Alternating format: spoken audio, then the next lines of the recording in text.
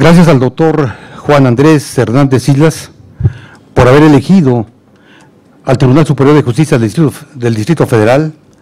para la presentación de su obra jurídica Mitos y realidades de la teoría del delito. Nuestras felicitaciones también al doctor Edgar Elías Azar, presidente del Tribunal Superior de Justicia y del Consejo de la Judicatura del Distrito Federal, por apoyar la difusión de las novedades jurídicas que permite a todos ustedes estar al tanto de las mismas, y mucho nos interesa para mejorar el sistema de impartición de justicia. Muchísimas gracias a todos ustedes por su presencia en esta presentación, que nos permitirá tener el privilegio de escuchar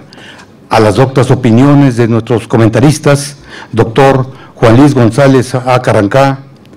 doctor Rafael Guerra Álvarez y maestro Eugenio Ramírez Ramírez. Asimismo, tendremos la oportunidad de escuchar al doctor Juan Andrés Hernández Islas, autor de la obra jurídica penal que nos ocupa. Cabe destacar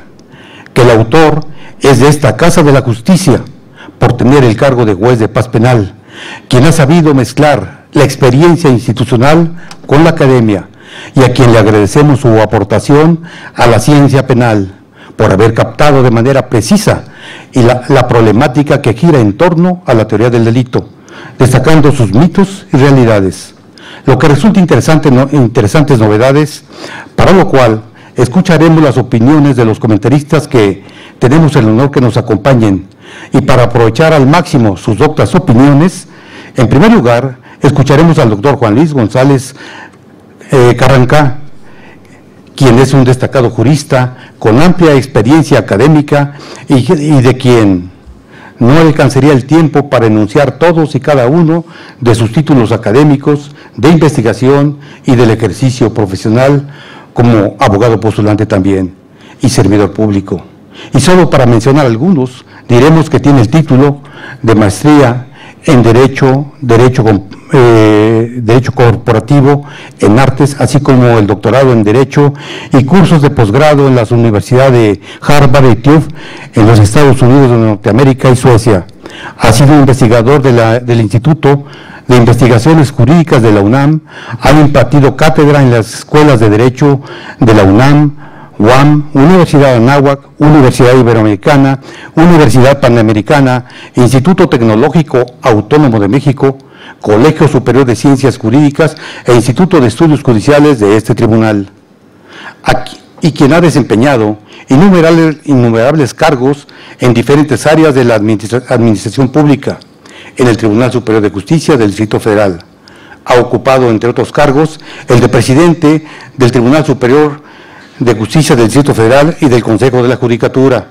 y actualmente magistrado de la Cuarta Sala Familiar, integrante del Comité Editorial de este tribunal y catedrático en la UNAM y otras instituciones. Por lo que se le da el uso de la palabra al doctor Juan Luis González Alcántara. Tiene usted el uso de la palabra, señor magistrado. Primero que nada, quiero agradecer al señor presidente el que hubiera permitido que estuviéramos todos nosotros aquí reunidos, el que nos hubiera designado al maestro Maurilio Domínguez Cruz, moderador y su representante personal en este evento. Desde luego que me llena de orgullo y satisfacción estar aquí con los señores magistrados Eugenio Ramírez Ramírez, Rafael Guerra Álvarez y el autor de este libro. Hace algunos meses, un par de meses, me platicó don Juan Andrés Hernández Islas que estaba por terminar la edición de uno de sus nuevos libros sobre derecho penal. Lo iba a intitular Mitos y realidades de la teoría del delito. Nos encontrábamos saliendo de una conferencia en el Instituto de Investigaciones Jurídicas, a la que suele él acudir por las tardes en busca de obras clásicas del derecho. Yo acudí a mi cubículo del instituto, todas las tardes suelo ir un par de horas para no perder la costumbre de leer, de alejarme de los expedientes, y me dijo: se va a presentar el libro, me lo van a entregar, me gustaría que fuera aquí en el instituto en donde lo presentáramos. Yo le corregí al señor doctor y le dije: a mí me parecería más correcto que en su casa en el Tribunal Superior de Justicia fuera la presentación, y además creo que es un tema interesante. Pero independientemente de esto, nosotros tenemos dos vías muy distintas. Yo estoy actualmente en el derecho de familia, en el derecho familiar, y usted se encuentra en el derecho penal. Platicando con Juan Andrés un rato, me decía, bueno, la familia de usted está relacionada con grandes penalistas, su padre fue juez penal, su abuelo fue presidente del tribunal, sus tíos son autores de ciertos libros. Le dije, bueno, ellos están en el error, como usted, de no acudir al derecho civil y al derecho privado, que después debe uno cambiar al derecho penal.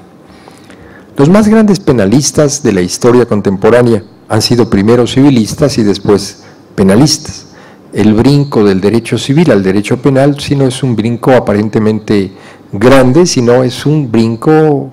muy factible de dar sin temor a caerse. En cambio, el brinco que hace el penalista al derecho civil o al derecho de familia, pues ese brinco siempre acaba en el suelo. Pero independientemente de eso, felicitaba yo muy cordialmente al doctor Hernández Islas por el éxito de poder publicar. Siempre alienta a los que estamos cerca de la investigación, a los profesores, a los alumnos, el ver obras nuevas. Cuando el profesor inglés Herbert Leon Adolphus Hart nos explica en el prefacio de su libro El concepto del derecho, el método que emplea para abordar el problema de la ciencia jurídica, también expone las razones del por qué en su texto hay pocas referencias a los grandes autores y muy poquísimas notas a pie de página. Para el destacado jurisconsulto inglés, tal estructura de su texto obedece esencialmente a un propósito eminentemente pedagógico, que nos explica de la siguiente manera. Confío en que esta estructura pueda desalentar la creencia de que un libro de teoría general del derecho es, por sobre todo, una obra en la que uno se informa sobre el contenido de otros libros. Mientras esta creencia persista entre los autores, poco podrá progresar nuestra disciplina.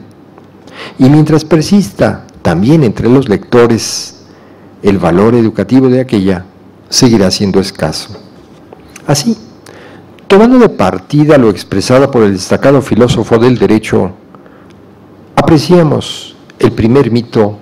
que el autor de nuestra obra, que ahora presentamos, busca evidenciar de forma implícita. La idea de que un libro de teoría, y en particular de la teoría del delito, tiene que ser un texto que constituya una recopilación de lo expuesto por otros autores. Es por eso que felicitamos al señor profesor, al doctor Juan Andrés Hernández Islas, al proponerse, como expresa en la introducción de su libro, Mitos y realidades de la teoría del delito, separarse del estilo tradicional de las estructuras de los textos jurídicos mexicanos, para lograr que el lector no se distraiga en su contenido, pero también para que en los términos del propio Hart,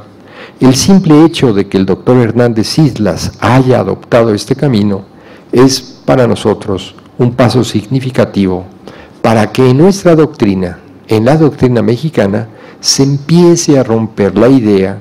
tanto los autores como los lectores, que los libros de derecho solamente son un recopilado de opiniones de diversos autores, siendo eso una contribución significativa para el progreso de nuestra disciplina.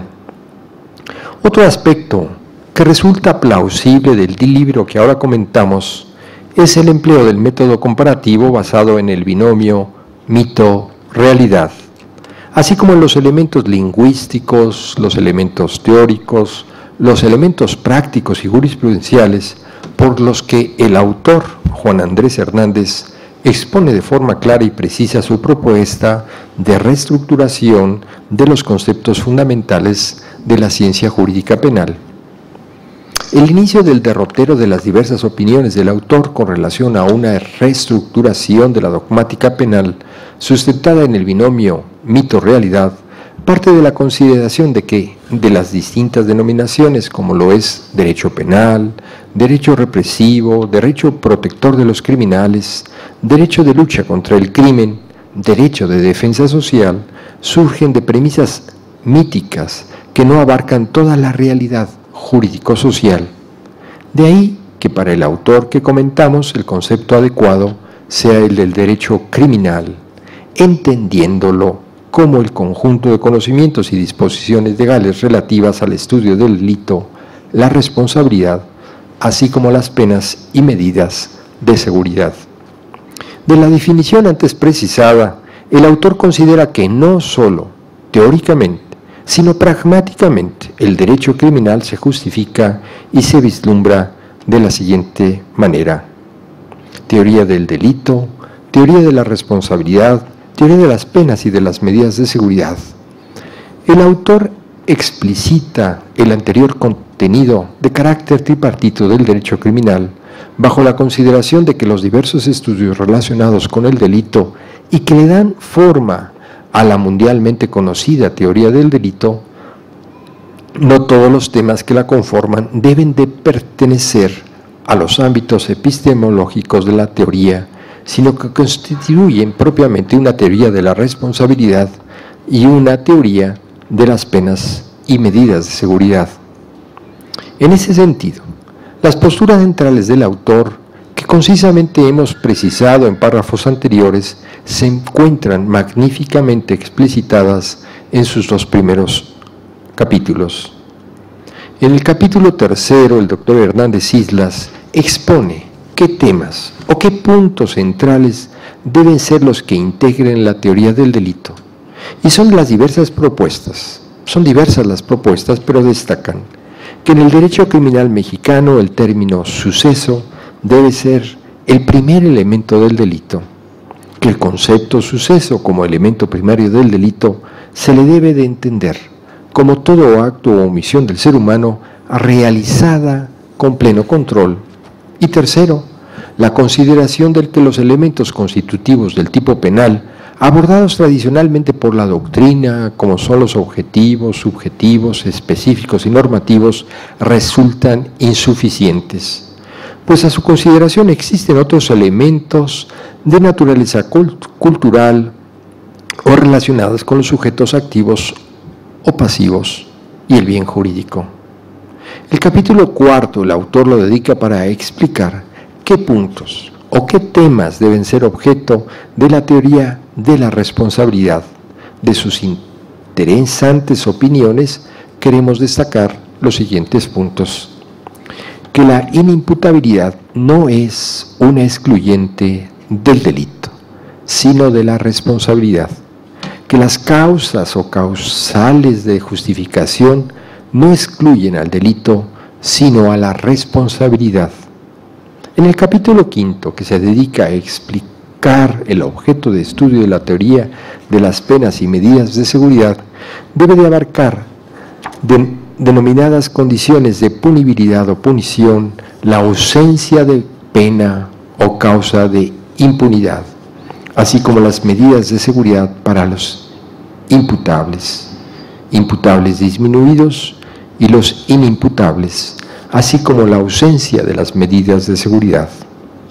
Resulta evidente que las explicaciones de los giros epistemológicos puestos por el doctor Hernández Islas puede que sean adoptados o puede también que sean rechazados por todos los doctos penalistas. Pero siempre, en el juego de la dialéctica en la academia, se enriquece y constituye un conocimiento plural, un conocimiento amplio en nuestra disciplina jurídica, cuestión que desde luego no se encuentra ajenas a las ciencias jurídicos penales. Muchas gracias.